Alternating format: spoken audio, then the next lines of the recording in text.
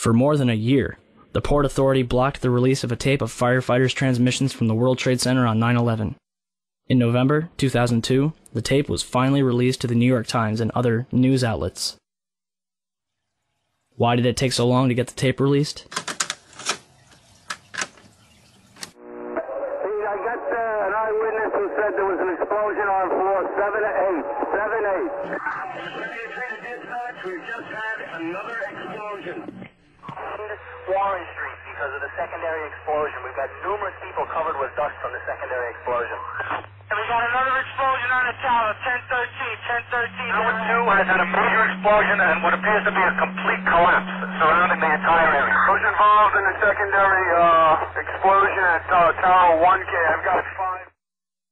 Chief Palmer had reached the fire on the 78th floor of the South Tower and devised a plan to put it out. We got two isolated pockets of fire.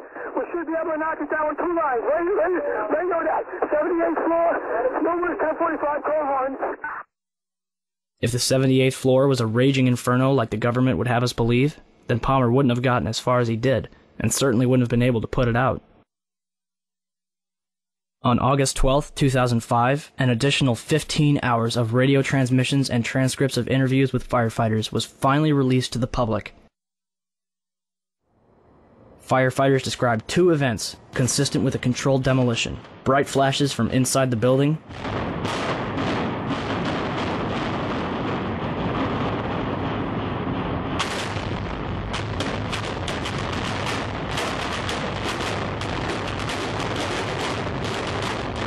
and a number of crackling sounds before the buildings collapsed.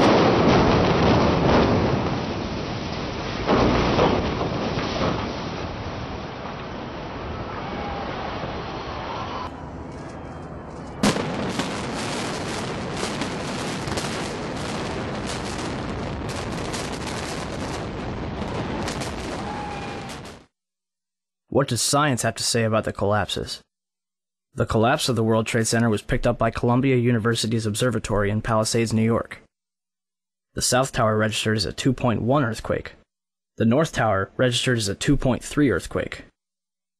Won Young Kim told Chris Bolin that their seismographs pick up underground explosions from a quarry 20 miles away. These blasts are caused by 80,000 pounds of ammonium nitrate and cause local earthquakes between magnitude 1 and 2. The 1993 bombing of the World Trade Center did not even register because it was not coupled to the ground. During the collapse, most of the energy of the falling debris was absorbed by the towers and the neighboring structures, converting them into rubble and dust or causing other damage, but not causing significant ground shaking. Mark Loiseau, the president of Controlled Demolition Incorporated, told the American Free Press that in the basements of the World Trade Center, where 47 central support columns connected to the bedrock, hot spots of literally molten steel were discovered more than a month after September 11th. These incredibly hot areas were found at the bottoms of the elevator shafts, down 7 basement levels. The molten steel was found 3, 4, and 5 weeks later when the rubble was being removed. He said that molten steel was also found at World Trade Center 7.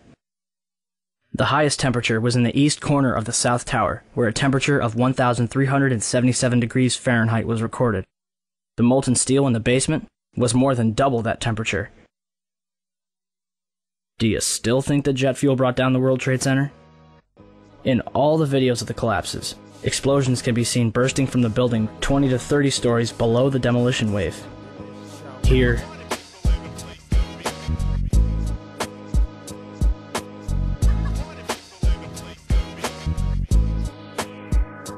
here,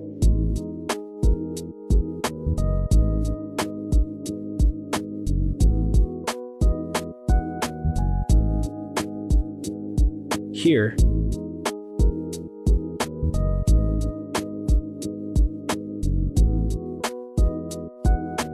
here,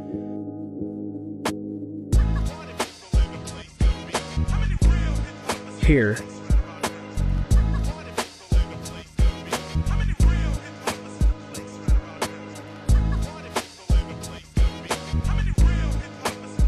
and here. Etienne Sauret was filming her documentary, World Trade Center, the first 24 hours, and caught both collapses on tape. Watch carefully.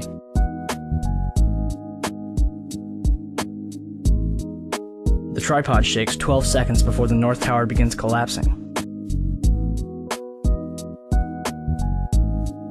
And something is knocked off the right-hand side of the building.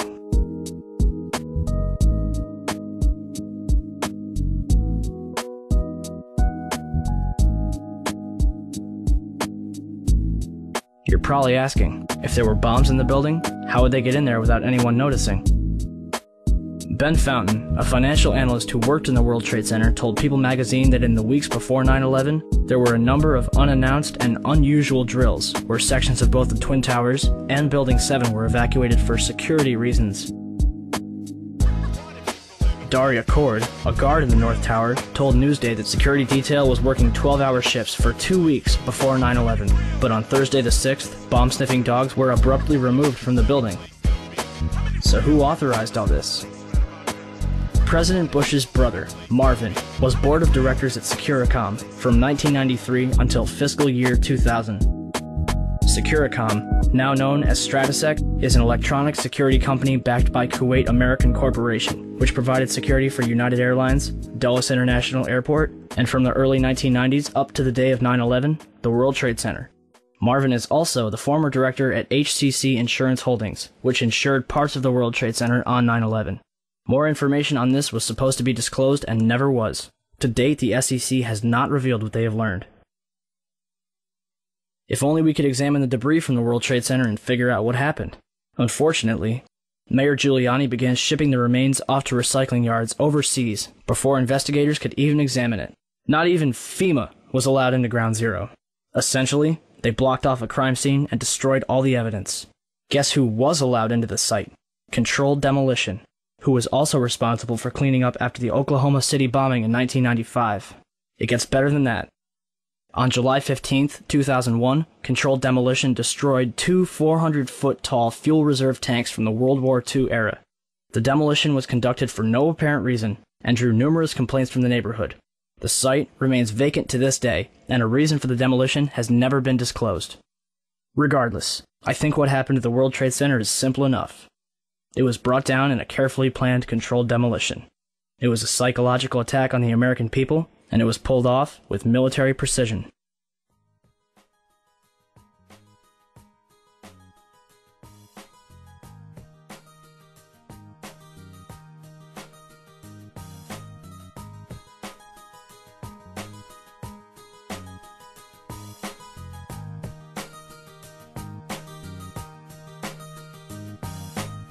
"10:06 a.m., Shanksville, Pennsylvania. Flight 93 was en route from New Jersey to California with 45 passengers when it went off course at 8:56 over Cleveland, Ohio. According to the official story, Flight 93 was headed for the White House when it was overpowered by a group of passengers and crashed in Shanksville, Pennsylvania. Out of all of the events of 9/11, the one that has caused the most confusion is Flight 93. It was shot down, it wasn't shot down. However, evidence suggests that perhaps Flight 93 was nowhere near Shanksville. I want to get quickly to Chris Kanicki. He's a photographer with the Pittsburgh affiliate of Fox affiliate. He was back there just a couple of minutes ago, and Chris, I've seen the pictures. It looks like there's nothing there except for a hole in the ground. Basically, that's right. The only thing you could see from where we were was a big gouge in the earth and some broken trees. We could see some people walking around in the area, but from where we could see, there wasn't much left. Any large pieces of debris at all? No, there was nothing that you could distinguish that a plane had crashed there. Smoke, fire? Nothing. It was absolutely quiet. It was actually very quiet. Nothing going on down there, no smoke, no fire. Just a couple of people walking around. They look like part of the NTSB crew walking around looking at the pieces. How big would you say that hole was? From my estimates, I would guess it was probably about 20 to 15 feet long and probably about 10 feet long or 10 feet wide. What could you see on the ground, if anything, other than dirt and ash? And you couldn't see